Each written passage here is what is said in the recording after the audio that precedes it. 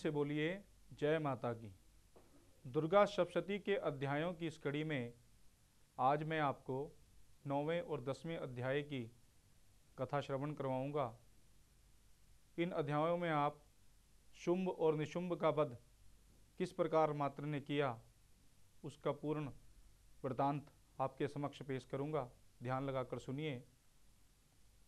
राजा ने कहा कि हे भगवान, आपने रक्तबीज के वध का वर्णन तो मुझे सुना दिया, अब आप उसके आगे का वृतांत सुनाइए कि उन शुंभ और निशुंभ दानवों ने क्या किया। इतना सुनकर ऋषि ने राजा से कहा कि हे राजन, युद्ध में रक्तबीज तथा अनन्य असुरों के विनाश से शुंभ निशुंभ के क्रोध का पारावार न रहा।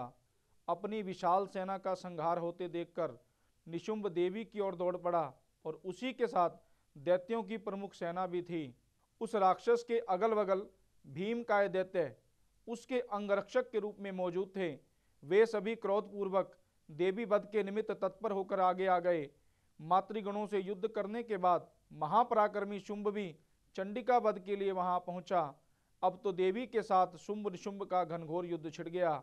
वे दोनों महाबलवान दानव देवी पर मेघों की भांति मूसलाधार बाण वर्षा कर रहे थे। राक्षसों द्वारा चलाए हुए बाणों को काटकर देवी अपने शस्त्रास्त्रों के द्वारा उनके अंगों का वेद कर दिया। मौका पाकर निशुंभ ने अपनी चमचमाती हुई ढाल लेकर देवी वाहन सिंह के मस्तक पर तेज धार वाली तलवार चलाई और अपने वाहन सिंह के आहत होने पर शुरप्र नामक बाण के द्वारा देवी ने निशुंभ की तलवार को खंडित कर दिया तथा साथ ही अष्ट रजत जड़ित ढाल को भी जब टुकड़े टुकड़े कर कर गिरा दिया, तब उस दानव के पास ढाल एवं तलवार न रही तो अपनी शक्ति का प्रयोग किया, परंतु देवी ने चक्र के द्वारा उस शक्ति को खंडित कर दिया। ऐसा देखकर निशुंभ ने क्रोध में आकर देवी वध के लिए अपना त्रिशूल निकाला, लेकिन देवी ने मुष्टिका प्रहार से ही उस त्रिशूल का खंडन कर दिया।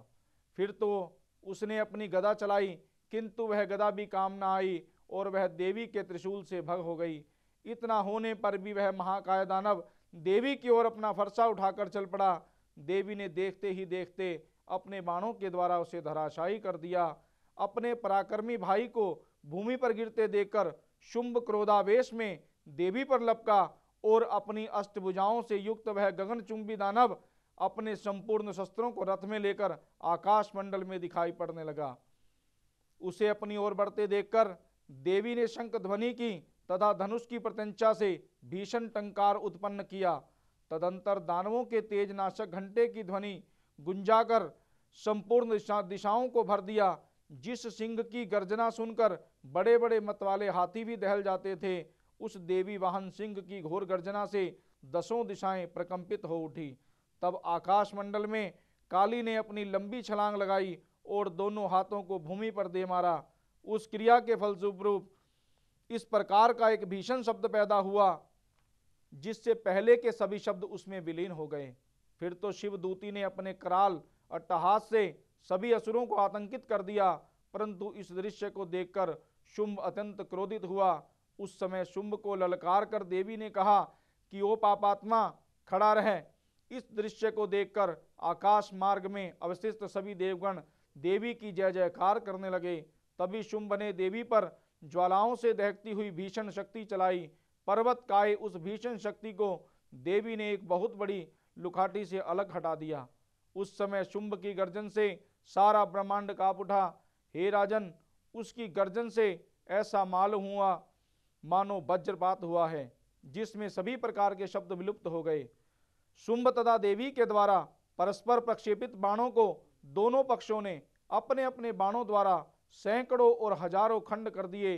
तब चंडिका ने क्रोध करके अपने त्रिशूल से शुंभ पर भीषण प्रहार किया और उस भयंकर आघात से मूर्छित होकर महादानव शुंभ पृथ्वी पर गिर पड़ा।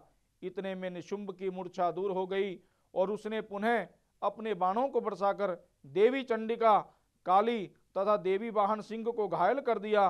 फिर तो वह दानवराज अपने 10,000 हाथों को उत्पन्न कर देवी पर अपने चक्रों से प्रहार करने लगा और देवी को आच्छादित कर दिया।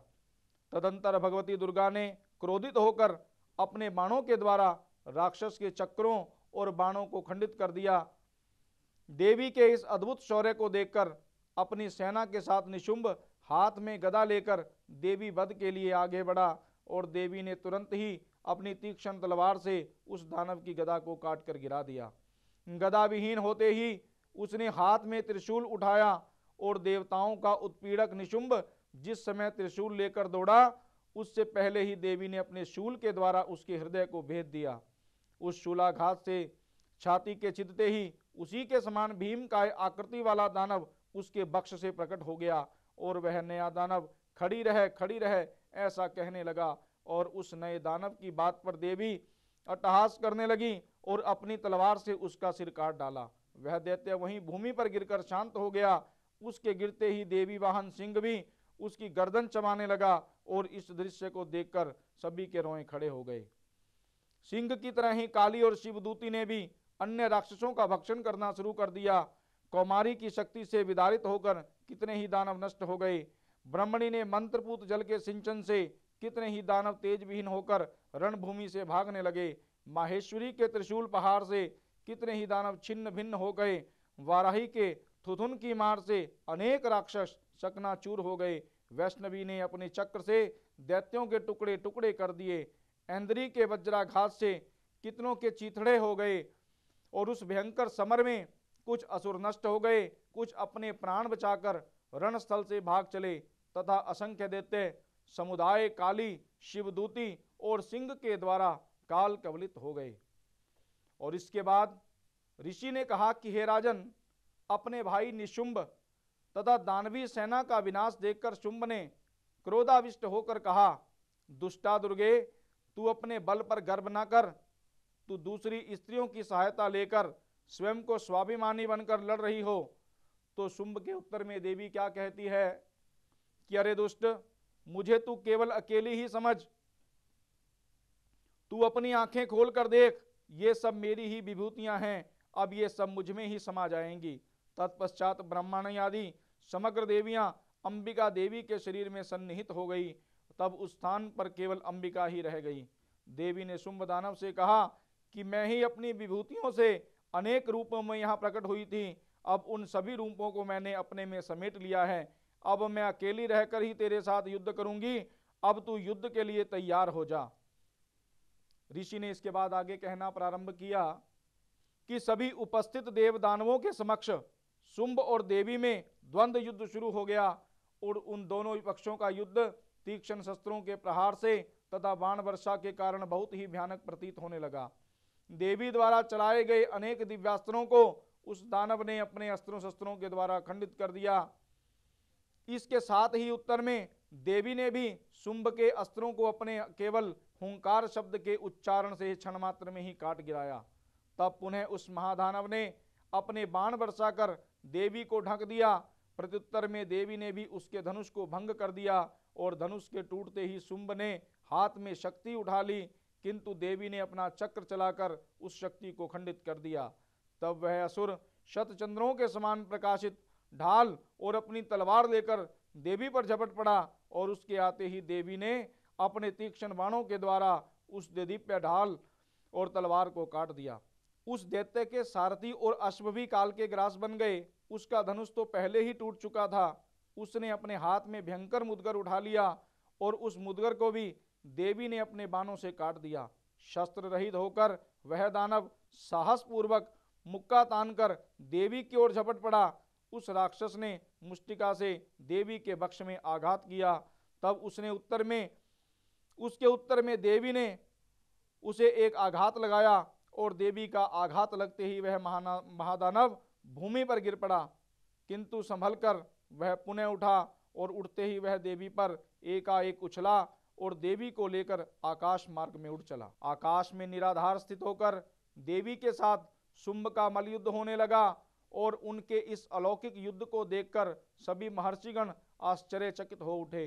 दीर्घ काल तक युद्ध कौशल दिखाकर देवी ने शुंभ को घुमाकर पृथ्वी पर फेंक दिया और पृथ्वी पर गिरते ही वह उठकर देवी से युद्ध के लिए पुनः दौड़ पड़ा। उसके धावित होते ही देवी ने उसके वक्ष में त्रिशूलाघात करके उसे भूतल पर गिरा दिया और उस त्रिशूल का भयंकर आघात लगते ही दानव ने अपने प्राण त्याग दिए। अंततो गत्वा वह दानव समुद्रों, द्वीपों, पर्वतों सहित पृथ्वी को प्रकंपित करता हुआ भूलुंठित हो गया। उस दुरात्मा की मृत्यु से संपूर्ण ब्रह्मांड आह्लादित हो उठा। आकाश निर्मल भासित होने लगा। आकाश से उल्कापात तथा उत्पात सूचक मेघ आदि सभी शांत होकर स्थिर हो गए एवं नदियां अपनी स्वाभाविक गति से प्रवाहमान होने लगी। उस महादानव के वध से संपूर्ण देवों को अपार हर्ष प्राप्त हुआ और गंधर्व आदि गण मधुर कंठ से गान करने लगे। अन्य गंधर्वों के साथ देवांगनाएं भी नृत्य करने लगी।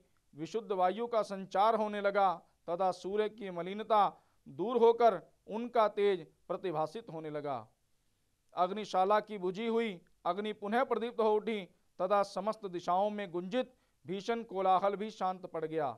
इस प्रकार भक्तों, मैंने आपसे दुर्गा सप्तशती के इस नवम और दसम पाठ का वृत्तांत आपसे सुनाया, जिस नवम और दसम अध्याय में शुंभ और निशुंभ के वध का संपूर्ण चित्रण था, वर्णन था। माँ देवी आप सब पर भी कृपा बनाए रखे।